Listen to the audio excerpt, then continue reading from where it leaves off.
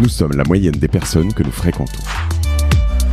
Je suis Mathieu Stéphanie, entrepreneur récidiviste et cofondateur de Cosa Vostra, cabinet de conseil en stratégie et croissance digitale.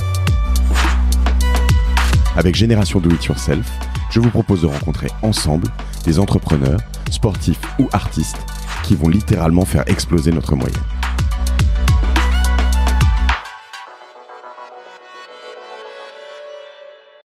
Bonjour, je suis aujourd'hui avec Henri Sédou, qui est le fondateur de Parrot et qui était déjà parti à fond alors que j'avais pas lancé l'enregistrement. Salut Henri. Salut. Est-ce que d'abord, première question, je peux te demander de te présenter? Alors, je suis un homme blanc de 1m83, de 57 ans, parisien de naissance et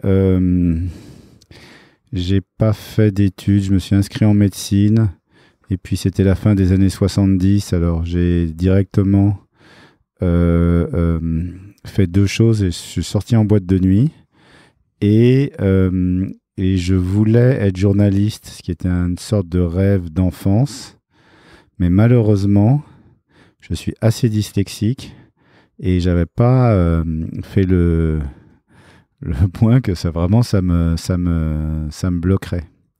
Donc, j'ai rencontré Jean-François Bizot, qui remontait Actuel dans une boîte de nuit qui s'appelait le Palace, et je l'ai fait marrer, peut-être. En tout cas, il m'a embauché Actuel. Et au moins, j'ai vécu mon rêve, c'est-à-dire que pendant 6 mois, j'ai été journaliste, et j'ai bien compris qu'il fallait que je fasse autre chose. Quand on cherche un peu sur ta jeune vie, en tout cas, c'est toujours très lié au Palace. Enfin, c'est quelque chose. Alors, et du coup, tu dis aussi assez tôt dans la manière dont tu te présentes, les boîtes de nuit, quoi. Ben, si tu veux, les boîtes de nuit, dans la géographie des boîtes de nuit qui comptaient pour nous, enfin nous, moi et mes amis. En 1978 jusqu'à 1980, si tu veux, c'est les bains-douches et le Palace. Le reste, non, le reste, ça n'existait pas vraiment. Mais effectivement, les 6 mois que j'ai passés à Actuel, bon, avant j'avais fait des stages, et le fait d'avoir rencontré des tas de gens à qui tu as accès dans les boîtes de nuit, c'est-à-dire au Palace, on croisait à la fois Mick Jagger, Karl Lagerfeld, et puis aussi toutes sortes de gens qui sont devenus des designers, des affichistes, des graphistes, et donc il y avait quand même un souffle un peu, pour moi, un peu comme la dernière avant-garde parisienne, comme le dernier, pour moi, le Palace fin des années 70, c'est-à-dire 78, 80, parce que je suis sorti dans les boîtes de nuit, mais pas très longtemps, hein, je me suis mis vite à travailler, eh bien, c'était comme une avant-garde des années 30 ou des années 20, on rencontrait à un moment donné, dans la fête, dans la soirée, des gens de tous horizons qui avaient tous vraiment beaucoup d'énergie. Et ça, en effet, j'ai l'impression que, en tout cas sous forme de boîte de nuit au moins, on n'a pas revécu complètement ça depuis. Ça, je peux pas te dire, parce que après, qu'est-ce qui s'est passé en ce qui me concerne? Donc, je commence à travailler au Journal Actuel. J'y suis assez malheureux parce que je suis vraiment pas doué. Et en plus, je me découvre, si tu veux, je découvre des aspects de ma personnalité où j'ai quand même, moi, du mal à avoir des rapports humains très fluides avec les gens. Je suis pas... j'ai beaucoup d'amis, mais ça me prend beaucoup de temps d'avoir des amis. Je suis pas d'un relationnel hyper rapide. Donc, et quand tu es journaliste, il vaut mieux avoir une grande facilité de nouer des relations avec les gens. Donc ça, j'avais pas ça. Mais par coup de bol, j'ai rencontré quand j'étais actuel, parce que je voulais faire un article sur lui, en fait, j'ai rencontré Roland Moreno, qui est l'inventeur de la carte à puce, vraiment à l'époque où c'était une start-up, c'est-à-dire qu'il bossait chez lui et il avait développé les concepts et les brevets de la carte à puce et il commençait à fabriquer les premières cartes à puce. Et c'est lui qui m'a dit... Une vraie icône dans les entrepreneurs français des années 80-90, un monstre. Un truc génial. Génial. Le mec a quand même inventé la carte à puce dans sa cuisine, sans diplôme d'ingénieur. Donc, et le mec hyper sympa, hyper fin. Et donc, il me dit, tu sais, toi, tu es journaliste actuel. Moi, tu sais, j'étais coursier à l'Express. Et mon rêve, c'était de faire des inventions. Et tu sais, c'est vraiment les ordinateurs, c'est vraiment pas compliqué. Il y a ces nouveaux machins qui viennent de sortir. Là, je sais pas comment ça s'appelle. Là, je crois que ça s'appelle Pomme ou je sais pas quoi. Apple. Là, regarde ça et tu verras. T'achètes le truc, tu lis la doc. Je veux dire, si tu as le bac, il n'y a aucun problème. Tu arriveras à programmer le machin. Et donc, c'est comme ça que j'ai commencé sous ses conseils. Comme ça marchait pas trop actuel et que je sentais le vent tourner, j'ai acheté un Apple II et j'ai appris à programmer. Tout seul? Tout seul. Avec des bouquins, avec des bouquins, ouais. Les bouquins, les journaux. Mais si tu veux apprendre à programmer, en 6 semaines, tu sais comment... tu connais les bases. Les bases de la programmation, c'est très simple en fait.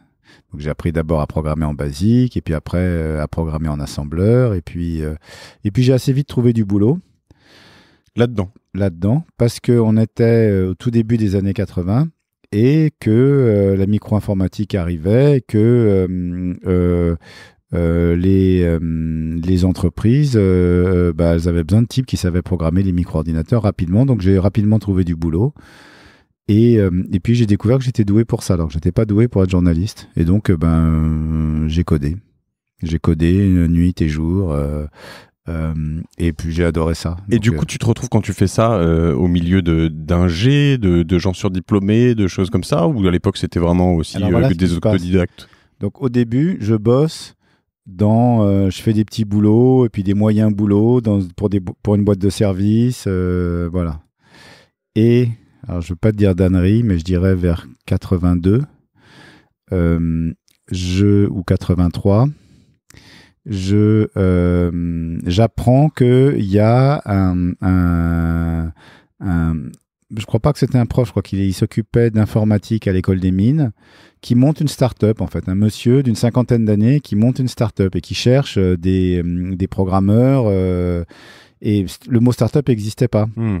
Et donc, en fait, un fonds d'investissement en capital risque corporate de Elf avait financé ce professeur qui s'appelait Prof Mizzi. Et François Mizzi voulait faire des ordinateurs de poche dans l'idée que les ordinateurs de poche, ça permettrait de démocratiser énormément l'éducation. Et donc ça, c'est un projet de 1982. Et il a eu, pour l'époque, beaucoup d'argent, puisque à l'époque, c'était 6 millions de dollars. À une époque où le dollar était à 11 francs. Donc, le dollar valait très cher. Et il avait embauché comme directeur technique un ingénieur français qui s'appelle Jamal Berber, qui lui avait bossé à l'INRIA et dans un projet qui s'appelait Kayak. Et si tu veux, le projet Kayak, ça consistait à faire dans le labo de recherche gouvernementale un truc qui était très très proche de ce qui est devenu le Macintosh 4 ou 5 ans après. C'est-à-dire que les principes de la programmation objet, les principes des operating systems à fenêtre, avec icônes, orienté, graphique, où tout est fait par une bitmap, ils étaient déjà connus à l'INRIA et le directeur technique du projet de cette proto-startup en 1983, il connaissait bien cette technologie et donc moi j'ai été embauché un peu par hasard parce que le professeur Mizzi, il choisissait ses programmeurs, si tu veux, avec pas mal d'intuition. Et donc, j'étais le seul non-ingénieur de toute l'équipe. Et je précise, quand tu parles d'objets, de fenêtres à cette époque, pour dialoguer avec un ordinateur, il fallait écrire des lignes de commande, c'est ça, hein, fallait lui dire où est-ce qu'on allait chercher des choses. Il n'y avait pas forcément de Windows. Non, il n'y avait pas Windows. Il n'y avait pas Windows, et même les operating systems de l'époque, je te parle avant le DOS 1.2, hein, parce que moi j'ai vu, c'était un peu avant. C'était vraiment rustique. Hein. C'était vraiment rustique. D'ailleurs, on ne développait pas sur micro-ordinateur vraiment. On utilisait une chaîne de développement Intel qui s'appelait PLM, qui marchait sur des stations de développement Intel. Enfin, c'était assez lourdingue de développer. Enfin, grosso modo, je me retrouve dans une proto-startup avec un directeur technique qui connaissait bien les concepts modernes qui sont devenus les concepts à succès de la micro-informatique. Et j'étais la dernière roue du carrosse. Ils sortaient tous ou de Supélec ou de l'école des mines, enfin des grandes écoles d'ingénieurs. Et on me donnait les bouts de code à faire les moins difficiles, si tu veux. Mais ça faisait déjà au moins 3 ans que j'étais un programmeur professionnel et si tu veux, moi j'ai pas appris vraiment, j'ai pas fait d'études d'ingénieur, mais entre 19 ans et 23 ans, j'ai écrit beaucoup de code, des programmes des fois dans la nuit, si tu veux. Et ce qui est intéressant, donc si tu veux, de tous ces ingénieurs, le seul qui codait vite et bien, c'était moi. Donc, je codais vite et bien, et ça a toujours été mon goût, c'est-à-dire j'ai toujours fait très très attention au debug, à la qualité du code, et donc finalement, je suis devenu le lead développeur, j'ai écrit tout l'operating system. Vraiment, j'ai passé 2 ans en micro-archi, les plus formatrices qu'on peut rêver. Dans aucune école d'ingénieur au monde, j'aurais eu ça. Et ce qui s'est passé, c'est que quand la boîte a épuisé son financement, Jamal Berber, qui était le directeur technique, et moi, j'ai monté ma première start-up avec lui. Et du coup, dans ce contexte, tu n'as pas de complexe finalement, je veux dire, à ce moment-là, parce que tu codes aussi bien, voire mieux, voire... Non, mieux. Et est-ce qu'un... Non, mais j'ai pas de complexe. Ne crois pas ça. Non, c'est pour ça que je te pose la question. Si tu veux, maintenant que l'histoire a bien tourné, mais tu sais, quand tu as 20 ans, que tu cherches à débuter une carrière professionnelle, que tu as déjà merdouillé le truc de journalisme, non, j'en menais pas large. Mais j'ai découvert que, j'avais des facilités. Et j'ai découvert que les facilités, ça offre un autre truc qui est inattendu, c'est quand tu as des facilités pour un truc, ça te donne de la puissance de travail. Parce que si c'est facile, donc moi, ça m'a jamais dérangé de programmer toute la journée, puis si c'est pas fini, d'y passer la nuit, puis le lendemain, j'ai fini. Oui, et donc, en 24 heures, je faisais quand même le travail d'une semaine pour tu bossais comme un chien. Ouais, mais j'aimais ça, donc je dirais pas comme un chien, je dirais, voilà, si tu veux, je me suis certainement réfugié dans le travail, et c'est sûr, parce que après, maintenant, tu vois, aujourd'hui, j'ai 57 ans, je vois tout ça avec pas mal de recul. Bon, j'ai des gosses, j'ai eu des gosses très tôt. Pour moi, si tu veux, j'ai pas été un bon père quand même, tu vois, même si j'ai des bons rapports avec mes enfants, même si on s'entend bien, je ne sais pas vraiment être un bon père. J'étais un bon geek, mais un mauvais père. Donc. À cause du temps que tu leur as pas donné ? Non, c'est pas aussi simple. Mais enfin, il s'est trouvé, si tu veux, que j'ai foutu toute mon énergie à bosser. Et donc, je leur ai pas donné de temps, mais est-ce que j'aurais su leur en donner ? Tu vois, je suis un mauvais père parce que ça met plein de choses qui me sont difficiles. Tu vois, je m'exprime pas aussi facilement quand il s'agit de questions intimes. Et ce qui est intéressant, alors pour revenir sur cette première expérience, c'est que c'était déjà du hard en fait. Enfin, voilà, t'étais dans le soft. Exactement. Moi, je suis du hardware, pardon, développeur. Je suis un développeur de soft. Moi, mon métier, ce que je connais, c'est le soft. Mais j'ai toujours fait du soft qui, au fond, anime une machine.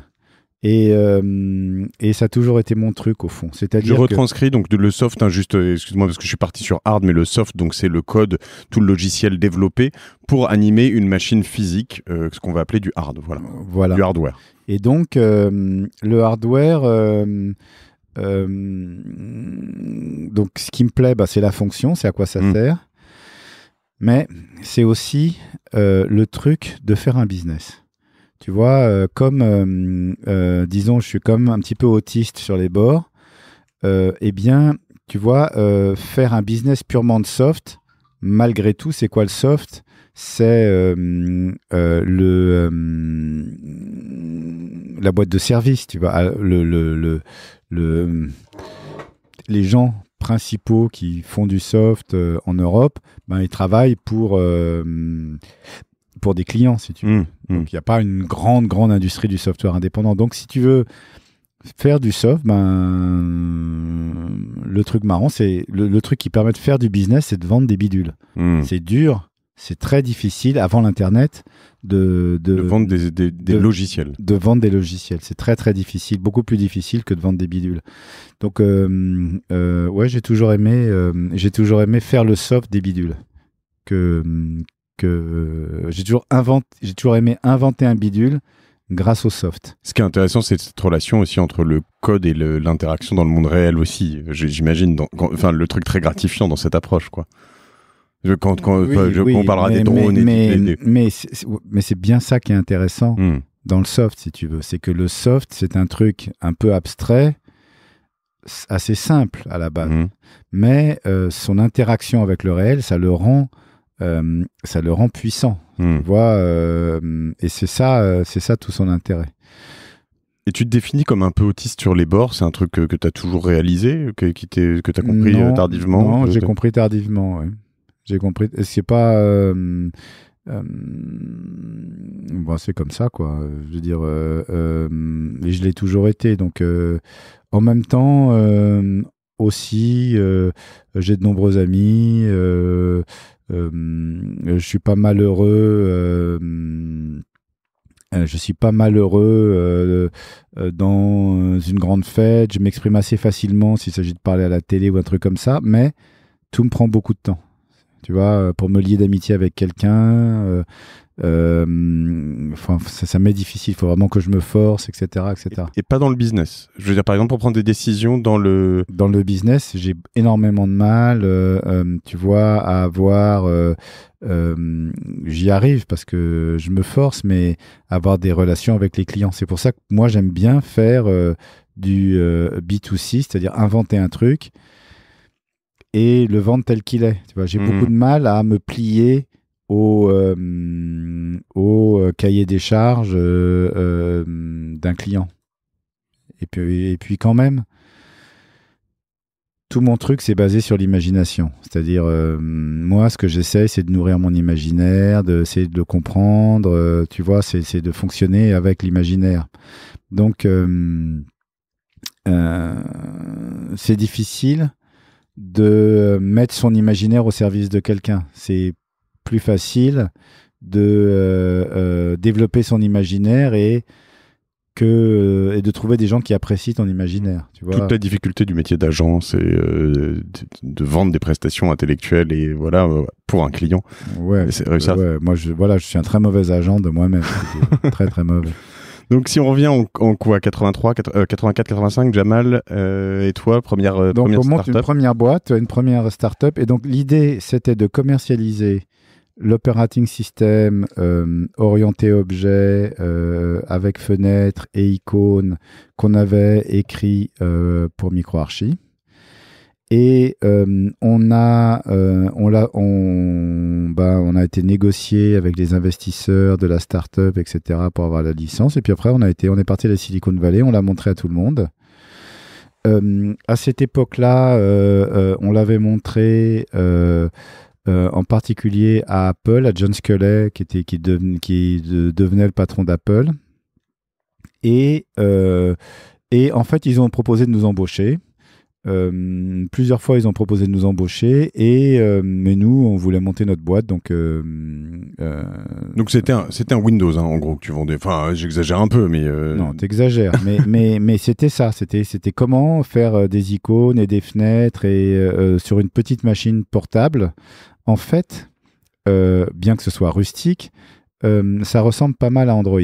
Donc, en quoi ça ressemble à Android ?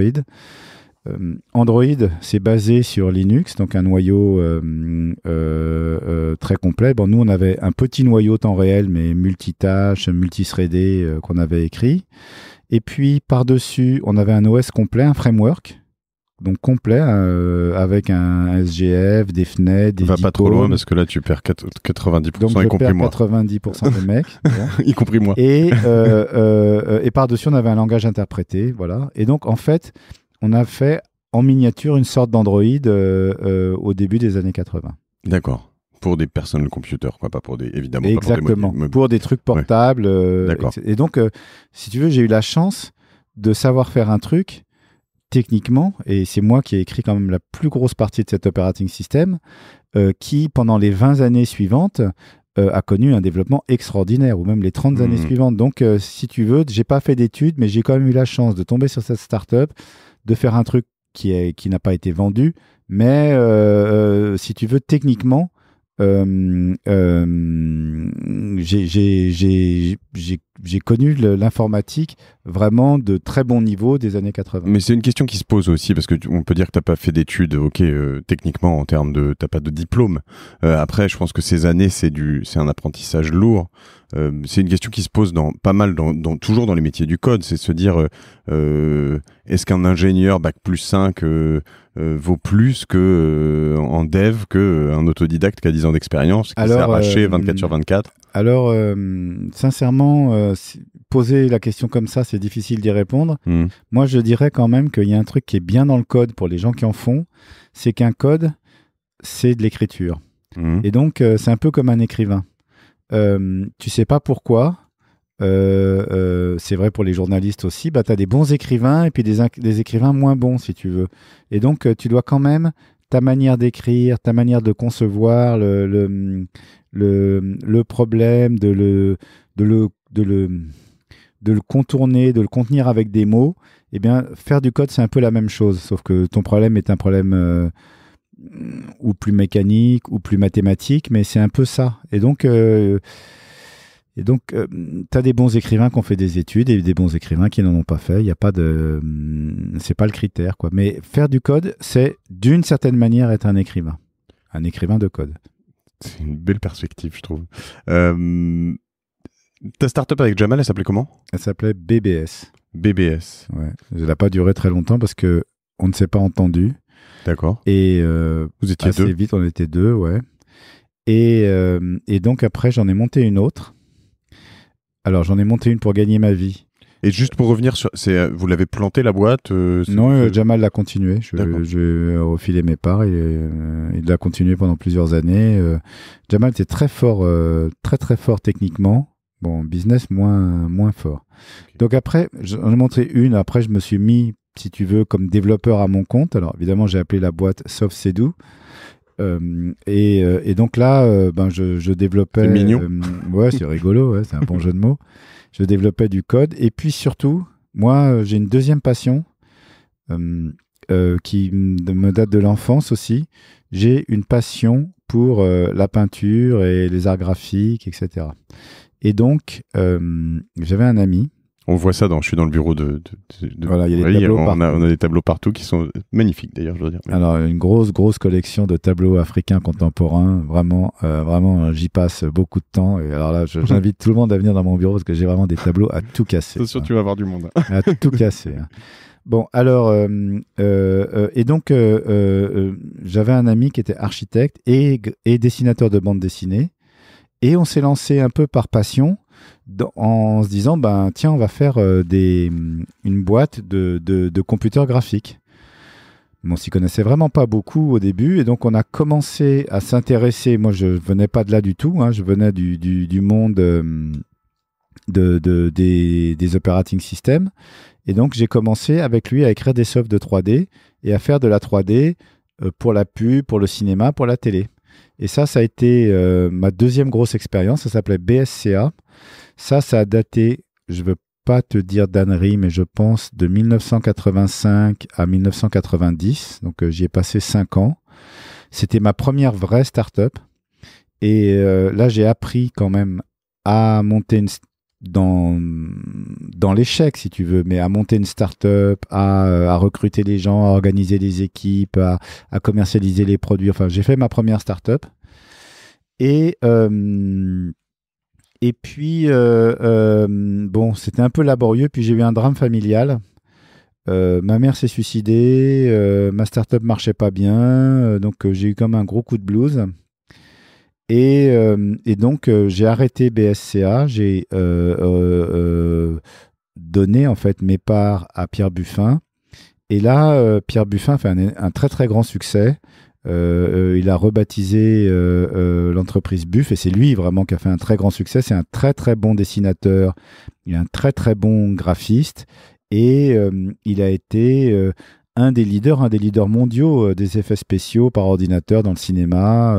Il a travaillé pour énormément de films à Hollywood, pour énormément de films en France. La boîte s'appelle Buff elle existe toujours. Et existe toujours. D'accord. Donc, si tu veux, ce que j'ai appris, c'est qu'en fait, malgré que j'ai passé les 5 premières années à monter la boîte et que au début on galérait, en fait on avait réussi. En fait on avait fait le trou. En fait, et donc si tu veux, ça m'a quand même donné confiance en moi. Alors après, troisième truc entrepreneurial. Donc là on est en 90. On est en 90, ouais. Et tu quittes quand même, t'es au fond du trou. Enfin, je veux dire. Au fond du trou, je suis démoralisé, etc. Et j'ai fermé, enfin j'ai arrêté ma deuxième start-up. Et qu'est-ce que je fais? J'ai un copain qui est dessinateur freelance dans la mode et à qui j'ai dit, tu sais, comme j'étais un peu l'entrepreneur de la bande, tu sais, le jour où tu voudras te lancer, je t'aiderai. Et donc, avec ce copain et une troisième personne, on a monté une boîte de mode, parce que lui était dessinateur freelance dans les accessoires de mode, les chaussures pour femmes. Et donc, on a monté la boîte et, si tu veux, pendant 1 an et demi, 2 ans, moi, j'ai participé vraiment au lancement, au démarrage de cette boîte.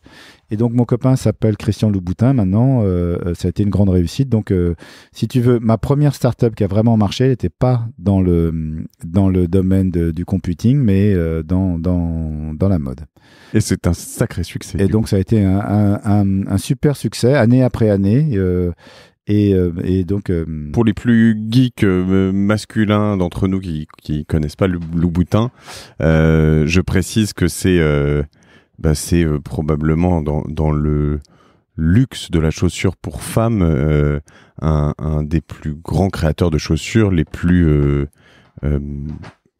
parmi les plus chers. Enfin, c'est pas donné, mais ça marche très fort, je crois. Écoute, c'est un grand succès. C'est une nouvelle marque. Il y a très peu de nouvelles marques qui se créent, malgré tout, dans la mode. Et Christian, il a à la fois le talent et le sens du business et le sens de la marque pour avoir créé cette marque. Et donc, ça a été un très grand succès. Et tu fais quoi, toi, chez Louboutin pendant 3 ans? Enfin, c'est quoi au début, il faut structurer le business, il faut chercher les fournisseurs, il faut faire la structure de prix, il faut regarder comment on s'organise, il faut faire tout ça. Là, tu fais plus de soft du tout, plus rien? Non, je fais plus de soft du tout. Et je te dis, pendant 1 an et demi, je fais tout le business développement avec lui. Et si tu veux, la boîte émerge comme une start-up. Au début, on est tous les deux, et puis il y a une vendeuse, et puis voilà. Vous avez une boutique physique? On a une boutique physique. C'est la première décision que j'ai prise d'une certaine manière. Je dis maintenant, avant de commencer, il faut qu'on ait un point de vente. Et donc, le premier investissement, le premier truc, ça a été d'avoir une boutique. C'était où? C'est là, elle est toujours là-bas. C'est rue Jean-Jacques Rousseau. D'accord, très bien. Dans le premier. D'accord, fantastique. Et donc, tu es toujours actionnaire de Louboutin? Non, je suis plus actionnaire de Louboutin depuis 2 ans. Bon, la boîte a pris son essor et donc, si tu veux, il n'y avait plus de raison que je travaille plus du tout avec lui, etc. Donc, j'ai vendu mes parts. D'accord. Donc tardivement, déjà bien après l'énorme succès. Au bout de 25 ans de développement de la boîte. D'accord. Et du coup, il y a des chaussures pour hommes? Ouais, il y a des chaussures pour hommes. Il y a des chaussures pour femmes et il y a une gamme des pour hommes baskets, je l'ai vu sur ton existe, scooter. voilà, qui existe depuis maintenant 7-8 ans, qui a un grand succès aussi. D'accord. Tu en portes, du coup? De temps en temps. Tu sais, moi, je suis très... ma manière de m'habiller est assez neutre. Hein. Je suis pas du tout... extravagant. Voilà, extravagant dans la manière de m'habiller. Donc là, on se retrouve en 94. Et Le succès, juste pour Louboutin, excuse-moi, mais il est immédiat? Non. J'ai jamais vu de succès immédiat. Ouais. Je veux dire, il faut... je pense qu'il faut attendre... 5 ans, si tu veux, pour que déjà pour que ça marche, si tu veux. Je pense que c'est dur de faire en moins de 5 ans. Hein. Et puis après, ça s'est développé très vite, en fait. Mais ça s'est développé, ça a fait une croissance de 30 ou 40% par an pendant 20 ans. Et quand tu penses qu'il faut 5 ans, c'est pour des produits grand public, c'est pour une structure dans l'absolu, c'est ce que tu as remarqué à peu près ou... Ouais, il faut entre 5 et 10 ans. Pour monter une boîte, si on veut monter une start-up, faut bien se dire qu'il faut pouvoir s'y coller entre 5 et 10 ans. Je pense qu'il y a des pays en Amérique où il y a une grosse population de start-up, où il y a aussi une grosse activité autour des start-up, les acheter, les revendre, les incorporer aux grands groupes. Ça peut aller plus vite. Tu peux monter une start-up dans la Silicon Valley et au bout de 3 ans, la vendre pour un prix vraiment intéressant à Facebook ou à YouTube. Mais c'est pas pour autant qu'elle réussira derrière et qu'elle sera connue. D'accord, mais pour l'entrepreneur, disons, c'est souvent un des objectifs que tu peux avoir. Ça dépend quelle est la nature de ce que tu fais. En Europe, ce genre de succès, je pense pas qu'il y en ait eu, ou en tout cas, si on a eu, ce sont des exceptions. D'accord. Et donc, du coup, là, on arrive à Parrot. Déjà. À Parrot, Parrot, bon, ça me démange quand même après avoir démarré l'affaire avec Christian. Et donc, ça me démange de refaire du code, etc. Sachant que là, à chaque fois, tu ne tires pas d'argent, t'en perds ou mais j'ai des hauts et des bas. Tu gagnes un peu d'argent sur tes structures, mais tu sors pas avec un exit, quoi. Non, pas d'exit, je rame. Ouais. Je rame. Hein. Et donc, en 1994, je crée Parrot sur une idée qui est que la reconnaissance vocale, on peut en faire un produit grand public. Et donc, la boîte s'appelle Parrot à cause de ça. Tu parles à la machine et la machine est comme un perroquet et elle te répond. Donc, on fait des drones et c'est marrant parce que les drones volent comme les parrots. Mais en fait, c'est à cause du fait que le parrot, c'est l'oiseau qui parle, que la boîte s'appelle Parrot. Et t'es quand même du coup hyper visionnaire et à la fois carrément trop tôt, non, j'imagine, parce que j'ai l'impression que la reconnaissance vocale, alors peut-être que ça a fonctionné dans des laboratoires de recherche, mais la vraie explosion grand public, elle date d'il y a 2 ans. Oui, mais comme beaucoup de techno, elle a une longue histoire, la reconnaissance vocale. Et en fait, quand même, bon, maintenant je m'y connais moins en reconnaissance vocale, donc je peux pas mais disons que les grandes familles d'algorithmes qu'on utilise aujourd'hui étaient déjà connues, étaient déjà les grandes familles d'algorithmes en 1995, si tu veux. Et donc, moi, j'ai cherché à faire de la reconnaissance vocale très simple. Tu vois, j'ai pas essayé de faire de la reconnaissance vocale comme la machine à dicter. Je parle à l'ordinateur et il comprend ce que tu dis. Enfin, il entend ce que tu dis. Moi, j'ai essayé de faire de la reconnaissance vocale fonctionnelle. Dans quelle fonction on peut utiliser la reconnaissance vocale. Mes premiers clients, ça a été les aveugles. Donc, je faisais des outils pour les aveugles, pour qu'ils puissent facilement prendre des notes, facilement retrouver leur numéro de téléphone, facilement retrouver leur rendez-vous. Donc ça a été le premier produit Parrot. Un semi-échec, mais un semi-échec très, très constructif. Mais pour revenir juste juste avant ça, tu quittes Louboutin, tu crées ça, en 94, c'est un chantier de mastodonte. Enfin, faut te financer, faut comment je fais.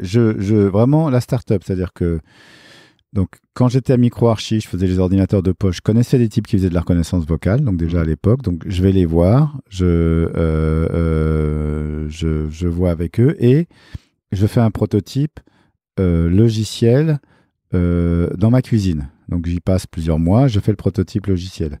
À partir du prototype logiciel, je monte une boîte, j'engage un premier ingénieur, ça me prend, si tu veux, 6 mois, mais je savais faire des ordinateurs de poche. Mais on est vraiment dans le mythe californien de la cuisine, voilà. du garage, du truc. Bien sûr, bien sûr. Et des mois, Et donc, je fais un prototype, je veux dire, la boîte, il y a 3 personnes qui travaillent, tu vois, il y a un ingénieur hardware, un ingénieur soft et moi. Et puis, malgré tout, j'envoie le dossier par la poste à Sofinnova et au Venture Capital de l'époque. Peut-être un peu seul, Sofinnova, peut-être il n'y avait pas déjà Partech. Il y en avait d'autres. Ouais, non, il n'y avait pas Partech, mais j'envoie à Sofinnova et à d'autres, je ne me rappelle plus des noms. Et coup de bol, si tu veux, Sofinnova, 15 jours après, je reçois une lettre. Ouais, ça nous intéresse vachement ce que vous faites. Et puis ils sont venus et Sofinnova a investi 5 millions de francs dans Parrot en 1995, si tu veux. Donc, 9 mois après la création de la boîte. Donc, c'est vraiment une start-up classique. Il n'y a rien... Moi, je savais pas que Sofinnova existait déjà à cette époque-là. Mais le pire, je savais pas qu'on pouvait se financer de la manière d'une start-up déjà dans le début des années 90. Moi, j'étais dans le... Je veux dire, quand j'étais à MicroArchi, on voyait déjà les premiers investisseurs en capital risque en France. Et on savait qu'il y en avait en Amérique. Et tout ça, ça existait déjà. Il faut pas, ce n'est pas arrivé en 2010. Donc en 94, quand tu t'es lancé là-dedans, tu savais que tu pourrais trouver des moyens de te financer. Oui, bien sûr. Je savais. Donc le premier financement que j'ai eu, c'est l'Envar. Ouais. Ça s'appelle plus l'Envar, mais c'est des prêts à taux zéro. La BPI maintenant. La BPI, voilà, c'est l'équivalent de la BPI. Donc c'est l'Envar. J'ai eu 2 millions de francs de l'Envar. J'ai trouvé des angels pour mettre l'équivalent de 2 millions de francs parce que l'Envar, il fallait qu'on trouve le même financement en face. Et puis après, j'ai eu Sofinnova, et puis après, 2e tour, 3e tour, etc. Donc, Parrot, c'est une vraie start-up classique de ce point de vue-là. Et dans laquelle tu es le fondateur. Tu étais au début tout seul. Enfin, je veux dire tout seul. Non. J'avais un associé. J'avais un associé qui était une personne âgée, qui était un ancien directeur d'Alcatel, qui s'appelle Jean-Pierre Talvar. Et si tu veux, c'est avec lui qu'on a monté la proto-startup. Mais je suis quand même le principal fondateur. C'est moi qui ai écrit le code, c'est moi qui ai conceptualisé les produits. Voilà, mais enfin non, on ne fait pas rarement les choses seul, moi, si tu veux. Bien sûr. Je serais incapable de faire Parrot sans tous les collaborateurs qui travaillent avec moi et dans de très nombreux domaines. Et du coup, parce que c'est toujours surprenant. Alors déjà, je trouve que le coup de Louboutin, quand on le voit, quand on ne le sait pas, c'est toujours très surprenant. Mais voir que Parrot, qui a l'air d'avoir explosé, en tout cas aux yeux du grand public, assez récemment, même si on le sait, pour les plus vieux, il y a eu des agendas ou des... Donc il y a eu le premier truc, c'est l'agenda à reconnaissance vocale qu'on a vendu aux aveugles. Et si tu veux, une fois qu'on a vendu cet agenda, qu'on a fait cet agenda, mais on a quand même fabriqué 10 000 produits, puis je pense que 10 000. Donc, en Chine, tout ça les premiers 10 000 en France et les deuxièmes 10 000 en Chine. Ouais. Donc j'ai déjà commencé, dès 1996 ou 17, j'allais en Chine, faire fabriquer mes produits, chercher des sous-traitants là-bas, etc.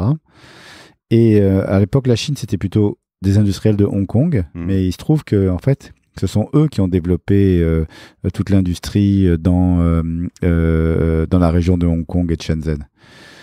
Donc, ma deuxième obsession, ça a été, une fois que la reco vocale marchait bien, c'était de trouver un débouché dans l'industrie du téléphone mobile qui était en plein boom. À cette époque-là, le numéro 1 mondial, c'était Ericsson. Et donc j'ai été voir Ericsson, je leur ai montré ce que je faisais en leur disant moi ce que je voudrais c'est vous vendre la reconnaissance vocale pour que vous la mettiez dans le téléphone. Et ils m'ont dit non, ils m'ont dit qu'ils ne savaient pas trop le faire, que les téléphones c'était hyper compliqué à faire à l'époque. Si tu veux, on est il y a 20 ans, donc il n'y avait pas toute la connaissance et tous les SDK qu'il y a aujourd'hui. Il fallait vraiment partir de from scratch pour faire un téléphone. Ils m'ont dit, mais si vous arrivez à faire marcher votre reconnaissance vocale en voiture, nous, on vend beaucoup d'accessoires pour téléphone en voiture et on a des problèmes de sécurité. Donc, si ça marche en voiture, ça nous intéressera. Donc, j'ai passé... à l'époque, c'était start-up, on perdait de l'argent, le financement de Sophie Nova, ça n'allait pas durer éternellement. Donc, j'ai passé toutes les vacances du mois d'août à lire les proceedings de l'ICASP, qui est la grande conférence de traitement de signal, à regarder comment on pouvait faire marcher la reconnaissance vocale dans le bruit. Je suis tombé sur 1 ou 2 articles super intéressants. On a codé les articles entre le 1er et le 10 septembre. Le 20 septembre, j'étais chez Ericsson. Le 30 septembre, je leur ai fait une démo à tout casser sur l'autoroute entre Malmö et Lund. Et, vous étiez concrètement 4 dans une voiture ouais, exactement, 4 dans une bagnole. Les mecs mettaient du bruit à fond. La reco tout a marché. Non, on a eu de la chance peut-être. Bon. Et hop, j'ai eu mon premier contrat avec Ericsson. Et donc, c'est comme ça que je me suis intéressé au téléphone en voiture. Et là, c'est un gros contrat, du coup. Là. C'était un gros contrat pour Parrot, oui, parce que Parrot, c'était vraiment une start-up qui tenait c'était une start-up de 10 personnes à l'époque. Et donc, c'est notre premier contrat. Et si tu veux, on galère avec ce contrat, mais on bosse avec Ericsson, on va jusqu'au bout du truc. Et puis, on s'aperçoit qu'effectivement, le téléphone mobile, c'est un super business, que le téléphone en voiture, c'est un super problème.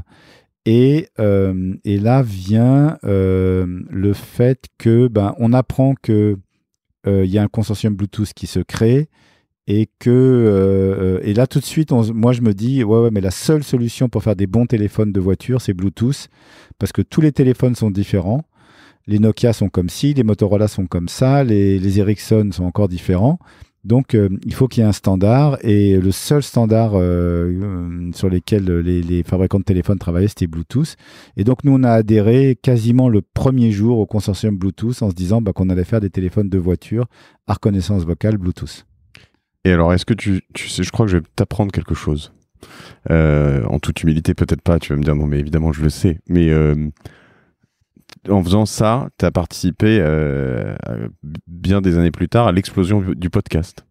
Parce qu'aujourd'hui, si le podcast audio a un tel succès dans le monde, c'est grâce au Bluetooth, c'est grâce aux devices Bluetooth en voiture et ailleurs d'ailleurs. Mais le fait qu'on n'écoute plus de CD, plus de choses comme ça et qu'on utilise son téléphone pour écouter de la voix fait que participe mais très grandement à l'explosion du podcast. Bon, c'est pas moi, si tu veux, qui fait exploser le podcast, mais c'est vrai. Mais l'automotive, le device dans la voiture notamment. Voilà. Ouais. Ce qui est intéressant là-dedans, c'est la vitesse à laquelle les us et coutumes ont changé. C'est-à-dire qu'on est passé de la radio au CD en voiture. Aujourd'hui, sincèrement, avec un système main libre Bluetooth et un smartphone, tu n'as besoin de rien dans la voiture. Tu as Waze, t'as Spotify, si tu as une bonne liaison Bluetooth et tu as le téléphone, je veux dire, qu'est-ce que tu as besoin de plus dans une voiture? On n'a même pas besoin de l'ordinateur de bord. On n'a même pas besoin de l'ordinateur de bord. Donc finalement, j'ai vraiment mis le doigt sur un truc vraiment vachement bien. Et bon, Parrot, ça faisait déjà 5 ou 6 ans, la startup galérait, etc. Et en plus, il y a eu la crise de 2001, c'est-à-dire l'effondrement du Nasdaq, puis les tours jumelles en Amérique. Donc c'était une grosse crise aussi forte que 2008. Et donc c'est en plein milieu de la crise de 2001 que nous, on lance le téléphone Bluetooth en voiture. Et au fond, ça a été notre chance. Parce que pendant cette crise, Nokia a fermé une partie de ses centres de développement. Motorola a fermé une partie de ses centres de développement. Les premiers centres de développement qu'ils ont fermés, c'est les trucs périphériques, c'est-à-dire c'est les trucs de faire des accessoires pour l'automobile. Donc, ils n'ont pas développé le Bluetooth en voiture, alors qu'ils avaient toute la techno, qu'ils étaient prêts à le faire. Mais comme c'était la crise, ils n'ont pas pu investir autant qu'ils souhaitaient. Et donc, j'étais quand même la seule boîte qui avait fait sérieusement, avec un bon background d'ingénierie, les téléphones Bluetooth pour les voitures. Et j'ai commencé à les vendre en B2C. Et puis je me suis dit, si je veux faire du succès, il faut que je les vende en B2B. Et donc j'ai monté une équipe pour vendre les systèmes Bluetooth en B2B. Et ça a été un grand succès. C'est comme ça que Parrot est passé de 10 millions à 200 millions de chiffre d'affaires en 4 ans. 10 millions à 200 millions en 4 ans. Et là, tu es sorti de ta zone de confort parce que tu as dû aller convaincre des clients B2B, quoi. Oui, mais j'ai une équipe commerciale qui l'a fait, etc. Donc, si tu veux, là, à cette époque-là, on était les seuls à avoir vraiment une techno de bon niveau. Parce que tu sais, c'est quoi la techno de bon niveau? C'est des très bonnes performances et un très bon debug et aussi une très bonne couverture fonctionnelle. Tu vois, pourquoi Word, c'est mieux que tous les autres traitements de texte? Parce que dès que tu veux faire un truc, il y a la fonction dans Word. Si tu veux mettre, je sais pas quoi, des notes en bas de page, tu as des trucs dans Word, tu vois. Donc, nous, on avait fait le téléphone Bluetooth dans la voiture avec tous les détails, toutes les fonctions, d'une manière très, très raffinée. Et donc, ça a été le premier succès de Parrot. Et comment tu passes, alors, au-delà du commercial, je veux dire, d'une boîte de 10 à 200 millions. Enfin, toi, tu changes en 4 ans, tu changes 5 fois de métier. Je veux dire, au début, tu es un manager d'une petite start-up, tu finis un PDG d'un truc... Le plus dur, c'est manager d'une start-up. Faut bien... c'est pour ça que souvent, tu vois des gens qui se lancent dans des start-up, qui ont des bonnes idées, qui sont bons techniquement, mais est-ce qu'ils sont aguerris assez comme businessmen, tu vois? Est-ce qu'ils vont comprendre que un client doit être encadré par un contrat, qu'il faut bien le négocier, que c'est la même chose avec les investisseurs, etc. Le plus dur, c'est start-up. Pour toi, c'était plus dur à l'époque que maintenant? Ouais, maintenant c'est dur parce qu'il faut que je redresse la boîte. Maintenant, je suis redevenu start-up, si tu veux. Donc, je suis dans une période qui est difficile, pour laquelle j'ai un plan, j'ai une idée précise de ce que je vais faire, mais je suis dans une période difficile. Mais quand même, le plus dur, c'est start-up. Avoir une boîte plus grande, c'est pas plus dur. Bon. Si tu veux, quand même, la grosse difficulté à laquelle je me suis heurté, c'est que le succès de Parrot, ça a été le B2B dans les télécoms pour l'industrie automobile, et que c'est quand même une question de rythme de travail, de rythme d'innovation et de besoin des clients qui est difficile à accorder entre la start-up et le grand groupe. D'ailleurs, les grands groupes, malgré tout, ont beaucoup, beaucoup de mal à faire travailler des start-up. C'est pas parce qu'on ne se comprend pas techniquement, mais c'est parce que les objectifs de développement des projets sont assez différents. C'est-à-dire qu'un grand groupe, qu'est-ce qu'il veut? Il veut être certain que ça va marcher, qu'il ne va pas avoir des voitures qui tombent en panne. La start-up, elle veut être certaine qu'elle fait une innovation et que personne va le faire. Bien sûr, il faut marier les deux, mais c'est difficile d'y arriver. Donc, avec le téléphone Bluetooth en voiture, le business case était super clair. Les gens voulaient téléphoner en voiture et puis, on a commencé à avoir 1, 2, 3, et puis 10, 15, 20 clients. On l'a vendu à tous les fabricants de voitures allemands, à tous les fabricants de voitures japonais, à une bonne partie des fabricants de voitures américains. Donc, et les Français, évidemment, ou les Français, on a eu beaucoup de mal parce que c'est organisé un peu différemment. Et puis, il y a quand même cette barrière tout à fait connue, en fait, qui est biblique, si tu veux. C'est nul n'est prophète en son pays. Ouais. Donc, c'est beaucoup plus difficile de faire rêver un Français quand tu es français que de faire rêver un Français quand tu es américain. Et donc, du coup, là-dessus, c'est assez intéressant parce que tu as un des succès. Tu es une forme d'équipementier auto, directement. D'ailleurs, je crois que c'est la nouvelle du moment, non? On parle du rachat de cette partie de... Donc, voilà. Donc, après, on a eu pas mal de succès. Et après... Si tu veux, moi, voilà ce que je me suis dit. Je me suis posé une question d'entrepreneur. Je me suis dit, bon, ça y est, ça marche. On vend des millions de téléphones de voitures Bluetooth, mais dans la technologie, les choses ne durent pas longtemps. Donc, faut bien savoir que... Quand tu dis, pardon, des téléphones de voiture Bluetooth, c'est-à-dire que ce sont des téléphones qui sont dans les voitures. C'est pas... Non, c'est un bidule que tu vois pas, qui fait la téléphonie. D'accord. Et qui est Bluetooth. Mais au fond, c'est le système de téléphonie de la bagnole. Si D'accord. Les gros problèmes, la grosse difficulté, c'est l'acoustique. Donc, il faut faire toute une acoustique numérique à base de traitement de signal qui est vraiment très, très technique. Hein. Je veux dire, aujourd'hui, c'est connu, mais à l'époque, il y a 20 ans, faire un bon téléphone main libre, il y avait que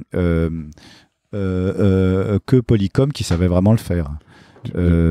Et pas en voiture, c'est-à-dire hors bruit, etc. Henri me montre une pieuvre Polycom qui est sur son bureau.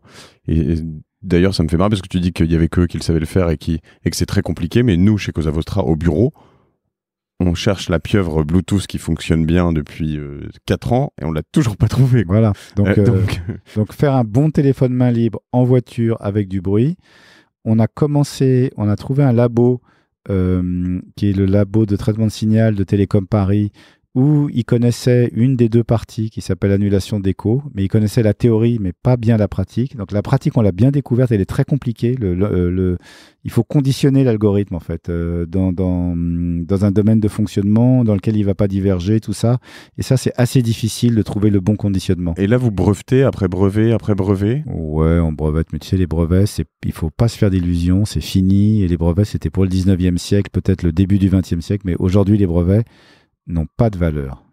N'ont pas de valeur définitive. Il faut breveter pour se protéger, mais personne n'invente plus rien d'un point de vue fondamental. D'accord. Tu peux pas prétendre que tu as inventé... Moi, je peux pas prétendre que j'ai inventé le téléphone Bluetooth en voiture.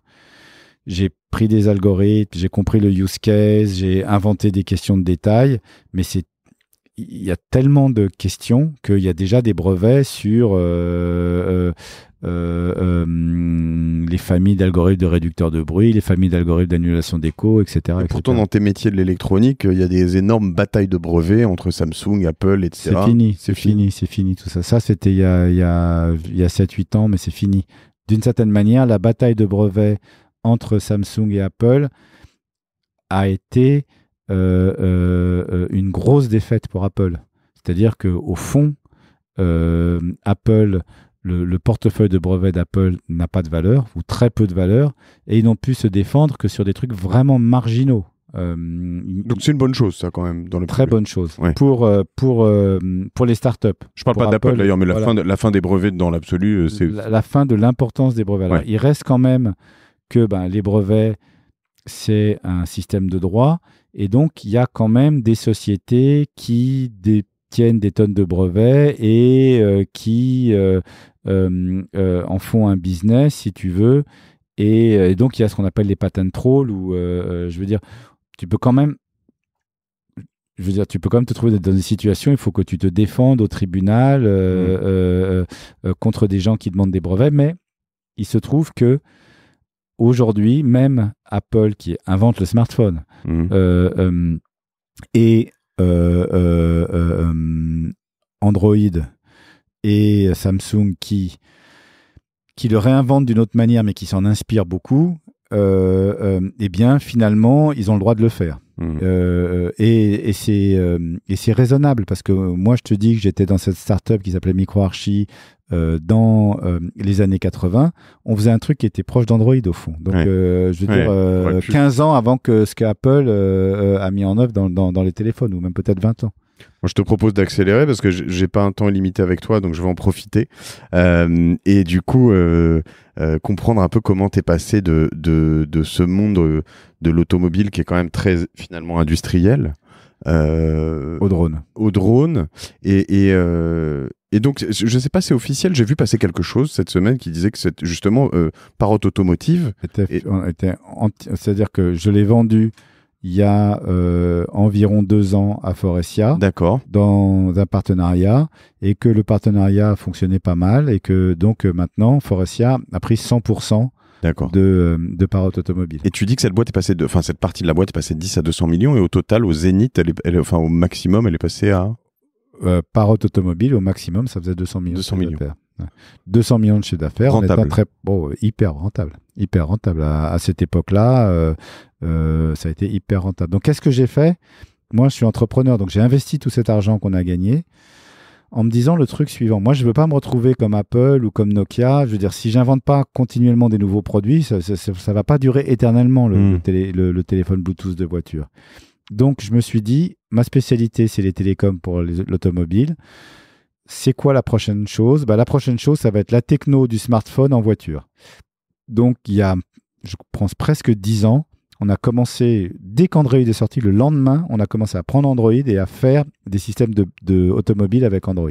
Donc ça a été un des investissements de Parrot. Et ça a été un demi-échec. C'est pertinent, ce qu'on a fait est hyper pertinent techniquement. On a eu pas mal de clients, mais les grands clients on tarde, si tu veux, ont peur de s'allier à un géant de l'informatique. Mais je pense que... Tu parles de Google, pas de toi. Je parle de Google, ouais. Donc, si tu veux, pour un fabricant de voitures, en imaginaire, parce que c'est pas un cas réel, mais pour Volkswagen, ils ont peur de se dire que s'ils commencent à mettre Google dans la voiture comme il est mis dans un téléphone Android, peut-être que Google aura accès aux données de ses clients. C'est pour ça qu'ils ont eu pendant des années leurs propres OS qui étaient toujours pourris. Qui étaient en retard, très très fortement en retard. Mais ils sont aussi fortement en retard à cause de leurs méthodes de développement qui ne sont pas adaptées à l'industrie du logiciel. Donc on ne peut pas dire non plus que c'est à cause du fait qu'ils ne soient pas capables de nouer une alliance avec Google qu'ils sont en retard dans la voiture. Ils sont aussi en retard parce qu'ils développent la voiture avec un certain genre de cycle industriel, alors que dans la techno, le cycle, c'est développement continu. Ouais. C'est-à-dire, tu vois, un soft, tu fais la version 1.0, puis dès que tu l'as fait, tu fais la 1.1, la 1.2, la 1.3, la 2.0. Ton développement doit être continu et c'est la seule manière d'amener de la qualité. Alors que l'automobile, c'est pas fait comme ça. C'est ce que j'essaie d'expliquer à mes clients, généralement, mais que ça se finit pas, ouais. Et du coup... Donc, j'ai fait ça pour l'automobile et puis je me suis dit, mais si je fais pas des nouveaux produits, la boîte va disparaître. Et donc, moi, mon idée, c'était, on peut devenir un leader des produits électronique autour du téléphone portable. C'est pour ça que je me suis lancé dans la musique et j'ai fait plein de produits musicaux. J'en ai fait 7 ou 8 avec beaucoup de plaisir. Et puis, je voulais me lancer aussi dans le jeu vidéo. Je me suis dit, on va faire des jeux vidéo avec les téléphones. Et c'est dans la musique, pardon, c'était... les casques et les enceintes Wi-Fi. J'étais le pionnier des enceintes Wi-Fi et le pionnier des casques à base de traitement de signal. Vraiment très, très en avance sur leur temps. Alors là, vraiment, là, on a bien montré que chez Parrot, on avait un bon sens de la technologie, du produit. Je veux dire, les produits qu'on a développés en Bluetooth et en Wi-Fi, pour la musique, c'est des produits dont les form facteurs qu'on a développés ont un succès énorme. Mais d'ailleurs, quand même, je fais un petit break, un tout petit instant pour te remercier, Henri, parce que je crois que quand même dans tous les produits, Parrot, peut-être pas dans les produits automotives, en l'occurrence grand public, mais j'ai à peu près acheté toutes les versions 1, où on me les a offertes, d'ailleurs, ma femme, que je dois remercier, Lucie, du casque Zik, la version 1 du drone, j'ai même le Flower Power, je vois tout ça, je montre parce que j'ai un mur de produits devant moi. Mais finalement, j'ai aussi un petit regret parce que quand même, les versions 2 et 3 sont souvent mieux. Tu sais que c'est un adage, il ne faut pas acheter la version 1. Surtout sur le drone. Alors le drone, il y a un gap tellement gigantesque entre la version 1. Ouais, sauf que tu as raison, mais entre la version 1 et la version 2, il y a un gap gigantesque. Entre la 2, donc le drone, ça a été très, très, très, très vite. Mais moi, mon projet, c'était de faire des vidéos game en réel, si tu veux. Tu vois, et avec ton téléphone.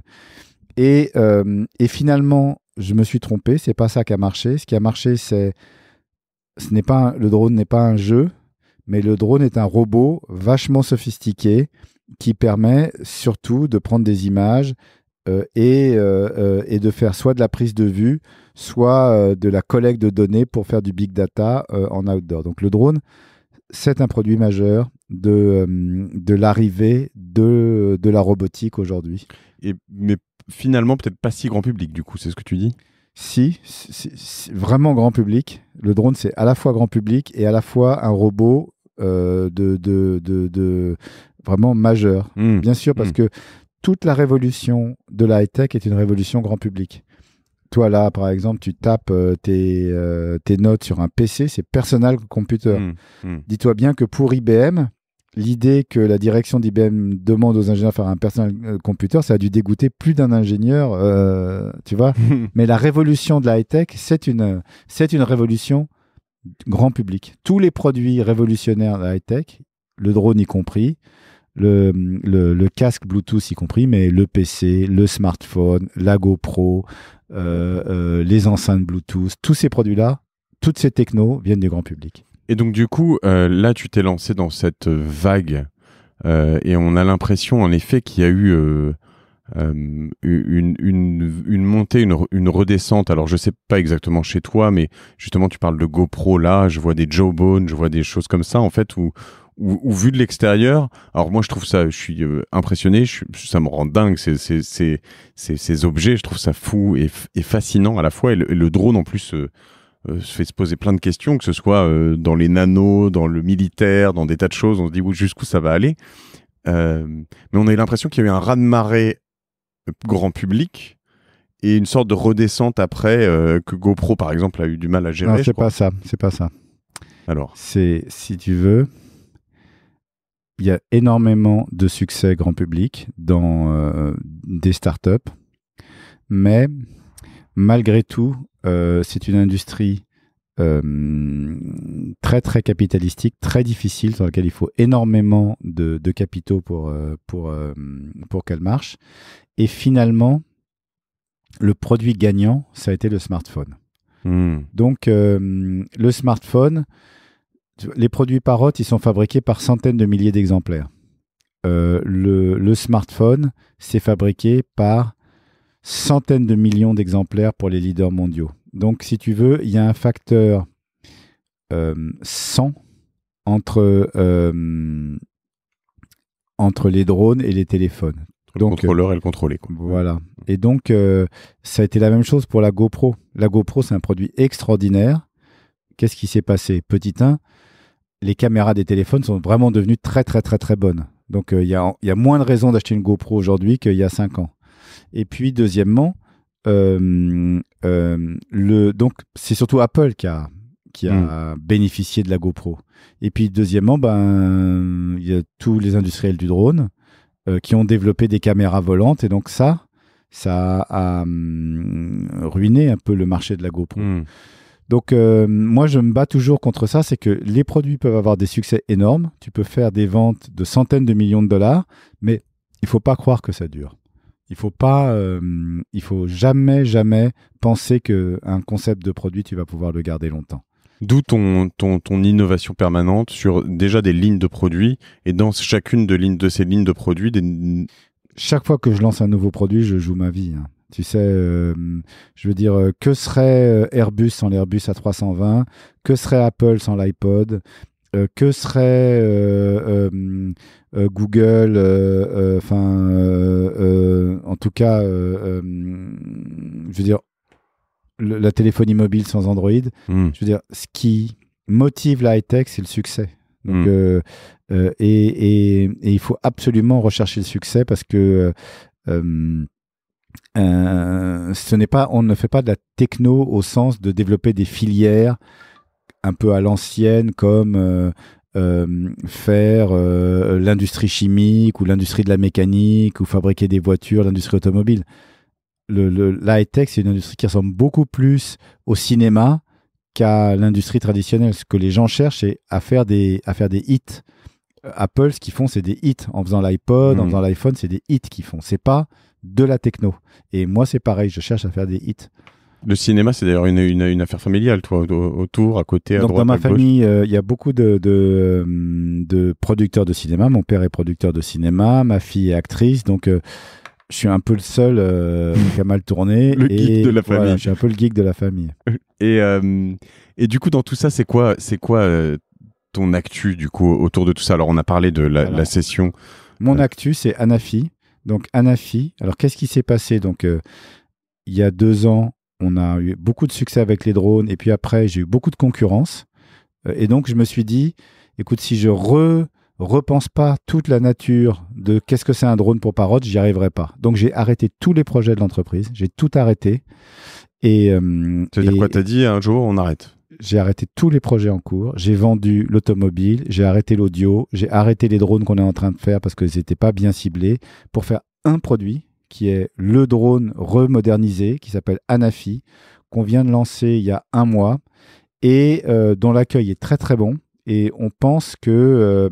et donc, si tu veux, je suis un peu comme Apple en 1995 lançant l'iPod 1. Donc, j'ai une idée précise dans quelle direction je vais amener la boîte pour les drones et je me donne 2 ans pour refaire de Parrot un grand succès. Je me permets de corriger, 2005, hein, iPod 1, j'imagine, plus que 95.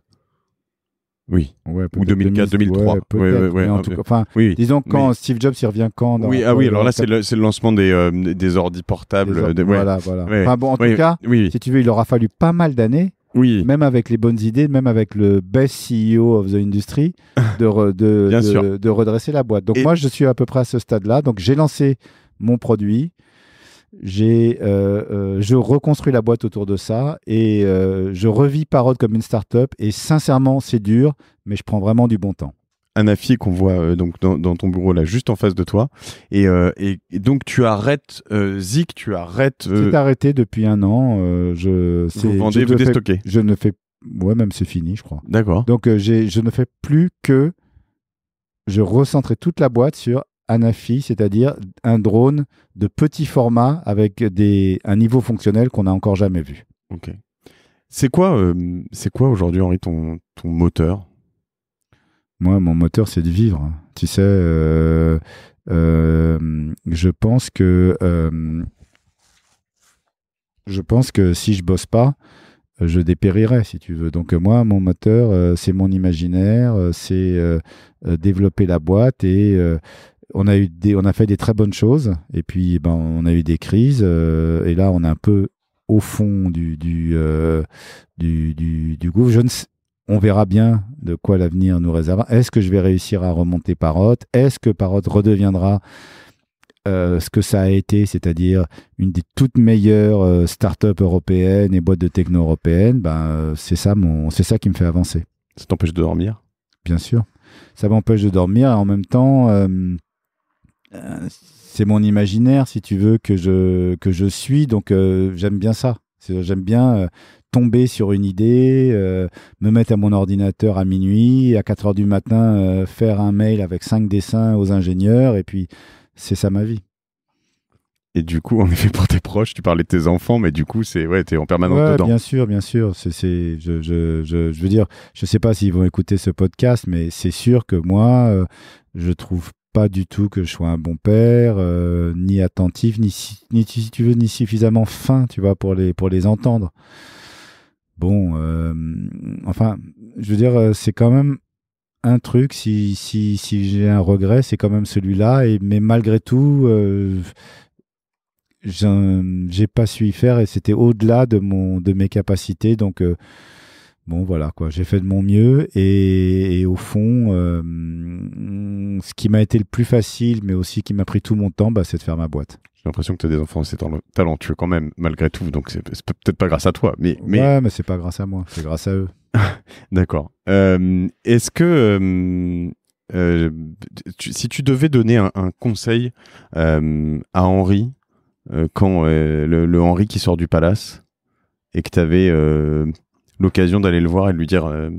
le conseil que je me donne perpétuellement, si tu veux, c'est que il faut suivre ses propres opinions, il faut développer son imaginaire, il faut aller de l'avant, et que la seule façon de le faire, c'est de le faire bien. C'est-à-dire, on reprochera jamais à un artiste d'avoir fait un opéra complètement dingue, un film complètement dingue, à condition, même s'il n'a pas un succès commercial énorme, à condition qu'il y ait été à fond. Tu vois, il paraît que le film de Jean Renoir le plus connu, c'est comment il s'appelle, Un dimanche à la campagne, un truc comme ça. Un long dimanche de fiançailles. Non, c'est pas un long dimanche de fiançailles. Non. Enfin bon. Pardon. De Renoir le plus connu, il sort avant-guerre et c'est un échec énorme. Oui, autant pour moi. Et c'est un chef-d'œuvre du cinéma. Donc, si tu veux, moi, le conseil que je me donne, c'est qu'il faut avoir le culot d'y aller à fond, mais que quand tu décides d'y aller, il faut le faire bien et il faut se donner à fond. Et c'est comme ça que je suis passé du téléphone de voiture à la musique pour les téléphones, à une première idée du jeu vidéo et du drone, et maintenant de faire les drones, à faire Anafi, et je pense que je vais y arriver malgré toutes les difficultés de la boîte. Voilà, je te remercie. Henri, je te dis merde. Je te remercie pour ce bon moment et puis une grosse merde pour Parrot et toute cette sincérité. À bientôt.